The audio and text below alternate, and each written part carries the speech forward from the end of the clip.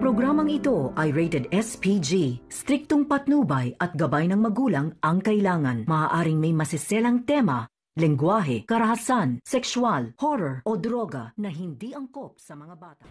Umuobra na naman ang mga plano ni Moira at saka ni Zoe kung saan na talagang napaniwala nila dito si Dr. RJ Tanyag. Dito na nga ay talagang ipinakita sa kanya ang picture ni Don Pepe na kung saan talaga ito ay nakatali at talagang wala ng malay. Dito na nga takot itong si Gisela, talagang kinakabahan kung bakit or baka papatay nila ito at ayaw niyang pumayag at talagang ibibigay ni Dr. RJ Tanyag ang perang hinihingi kapalit ng buhay ng kanyang ama. Ibibigay nila kahit magkano pa na kung saan talagang kahit maubos pa ang kanilang kayamanan ay talagang ibibigay niya dito.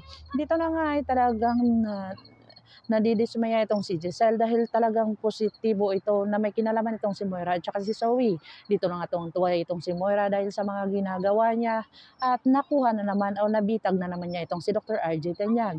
Dito na nga ay talagang porsigido itong si Annalyn kahit kausapin pa siya ni Dr. Carlos Binetes na kung saan talagang porsigido dito si Annalyn na makita ang kanyang lolo at talagang porsigido din ito na makita ang ebidensya tungkol dito kay Zoe. Talagang hindi maniniwala itong si Annalyn dahil malakas ang kanyang kutob na talagang may kinalaman itong si Zoe sa lahat ng mga pangyayari kung saan nagsisinungaling siya dito kay Annalyn. Dito na nga ay talagang takot na takot si Annalyn dahil hindi niya naman makontak ang kanyang ina na kung saan kinausap siya ni Dr. Lindon at sinabi niya dito na talagang si Zoe at saka si Dr. Carlos ay parang mag-ama dahil concern dito si Dr. Carlos Binetes. Dito na nga ay talagang sinungaling na naman itong si Dr. Lindon na kung saan hindi niya sinabi ang katotohanan dito kay Annalyn at kinampihan niya naman itong si Dr. Carlos Binetes. Dito na talagang wala ng dahilan upang ito ay patagalin pa na kung saan ito nga si Annalyn ay talagang hindi siya papayag na i-hold ito ni Dr. Carlos Binetes at hindi katulad ng kanyang ina.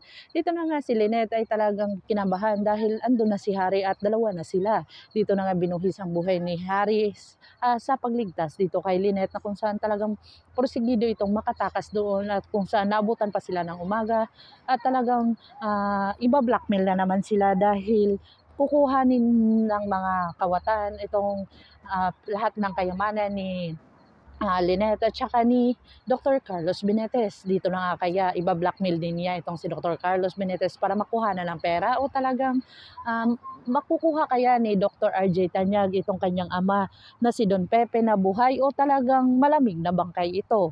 Pakakaabangan natin ang mga susunod pa na episode na ito, ang abot kamay na pangarap. If you like my story, please like, share, and subscribe para ma-update po kayo sa mga susunod pa. Yan lamang po at maraming salamat.